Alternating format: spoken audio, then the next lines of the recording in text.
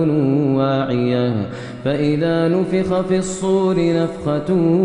واحدة وحملت الأرض والجبال فدكتا دكة واحدة فيومئذ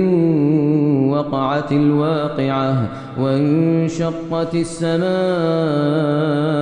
فهي يومئذ واهية والملك على أرجائها ويحمل عرش ربك فوقهم يومئذ ثمانية يومئذ تعرضون لا تخفى منكم خافية فأما من أوتي كتابه بيمينه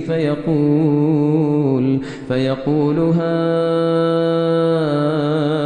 اقرءوا كتابيه إني ظننت أني ملاق حسابيه فهو في عيشة راضية في جنة عالية قطوفها دانية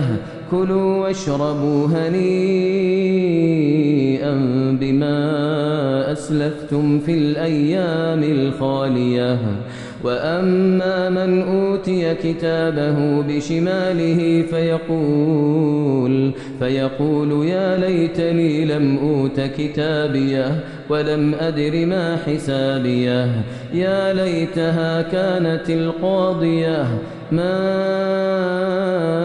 أغنى عني ماليه هلك عني سلطانيه خذوه فغلوه ثم الجحيم صلوه ثم في سلسلة ذرعها 70 ذراعا فاسلكوه إنه كان لا يؤمن بالله العظيم ولا يحض على طعام المسكين فليس له اليوم هاهنا حميم ولا طعام إلا من غسلين لا يأكله إلا الخاطئون فلا أقسم بما تبصرون وما لا تبصرون إنه لقول رسول كريم وما هو بقول شاعر قليلا ما تؤمنون ولا بقول كاهن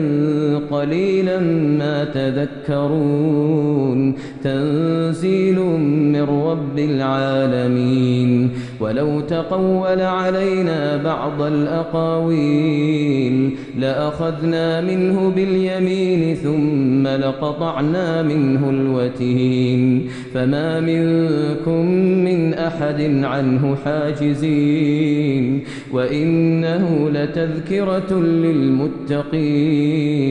وإنا لنعلم أن منكم مكذبين وإنه لحسرة على الكافرين وإنه لحق اليقين فسبح باسم ربك العظيم.